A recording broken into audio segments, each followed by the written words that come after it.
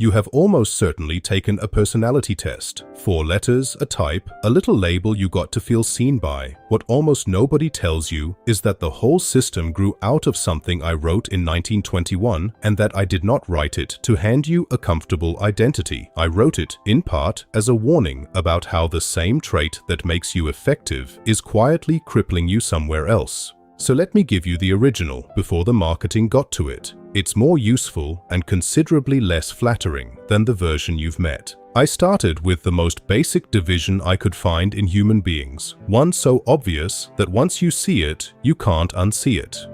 I called the 2 types introverted and extroverted, and I meant something quite precise by it, not shy versus outgoing, which is the cartoon it's been reduced to. The difference is about where your energy flows and what it's oriented toward. The extrovert has a positive relation to the object, to the outer world of people, things, activities.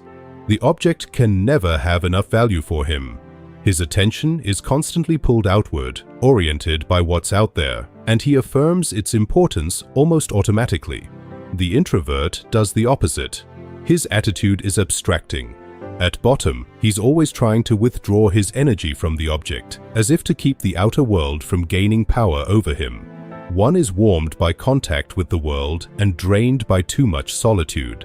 The other is warmed by withdrawal into the inner world and drained by too much contact. Neither is healthier. They're 2 fundamental orientations, and you'll usually find both in a single family. 1 child each, no environmental reason for it. Then I added a second layer, and this is the part the tests borrowed most heavily. On top of the basic attitude, I said each person is guided chiefly by one most developed function, one preferred way the mind actually works. I named 4. Thinking, which decides by logic and analysis. Feeling, which decides by value, by what matters, by weighing worth. Sensation, which takes in the concrete facts of what's actually here, in front of you. And intuition, which perceives the hidden possibilities, the where this could go, the connections beneath the surface. Everyone has all 4, but almost everyone leads with 1, leans on a second, and is genuinely clumsy with the rest. Here's the part I actually cared about, and the part the personality test industry mostly dropped on the floor. Your greatest strength and your worst blind spot are the same fact seen from 2 sides. The function you've developed to a fine edge got that edge because you fed it, practiced it, trusted it at the direct expense of its opposite.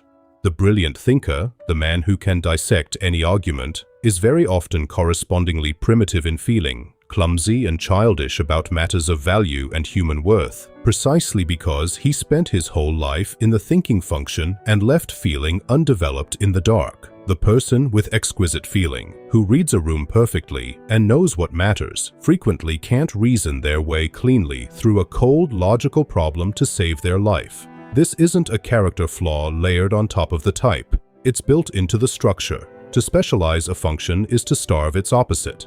And the starved function doesn't vanish. It goes underground into exactly the territory I described in the shadow videos, where it becomes crude, unconscious, and prone to erupting in ugly, primitive ways. The tightly logical man's feeling life doesn't stay absent. It comes out sideways, as sentimentality, as bad taste in love, as sudden irrational attachments he can't govern, because the function that would have handled those matters gracefully was never allowed to grow up.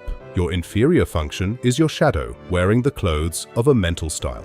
So notice what's happened to my idea in its popular afterlife, because it's a small tragedy of exactly the kind this channel keeps documenting. I offered typology as a map of one-sidedness, a diagnostic tool for finding the underdeveloped, dangerous, unlived part of yourself so you could do something about it.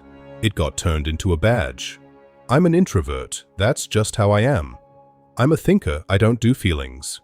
People take the type as a fixed identity to defend, an excuse to keep starving the very function I was pointing at so they'd feed it. That's the type becoming a persona from video 12, a mask you mistake for your whole self, and it does the precise opposite of what the map was for. A map of your blind spot is only useful if you walk toward the blind spot. framed on the wall as an identity. It just helps you avoid it more efficiently. I'll add the caution I always add. These types are orienting tools, not boxes. No living person is a pure type. The categories are there to help you see a tendency, not to file a human being away under a letter.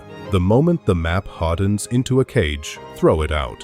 It has stopped doing the one thing it was built to do. So how do you actually use typology the way it was meant to be used? First, identify your lead function honestly, the mental style that comes so naturally you barely notice it, the one you'd defend if someone questioned it. Fine. That's your gift. Now stop admiring it, because it's not where your work is. Second, find its opposite, the function you're worst at, the one you avoid, disparage, or claim you just don't have. That's your inferior function, and it is the single most productive place you could spend the second half of your life. The thinker's assignment is feeling. The feeler's assignment is rigorous thought. The sensation type's assignment is imagination and possibility. The intuitive's is patient attention to concrete fact. Not to abandon your strength, but to slowly, deliberately develop the starved opposite, so you become a fuller instrument instead of a brilliant, lopsided one.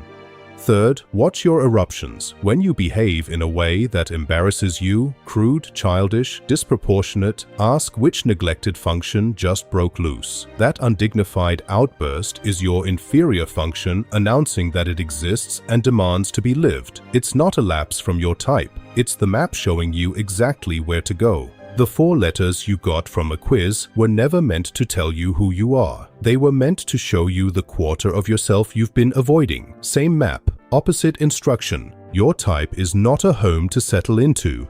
It's a starting point, and the whole journey runs toward the function you like least. The one you've spent your life insisting isn't yours. That's where the unlived part of you has been waiting the entire time. If you liked this video, share, like, and subscribe. If you are interested in learning more about Carl Jung's teachings and take the evaluation that will help you understand more about yourself, go to selfindividuation.com.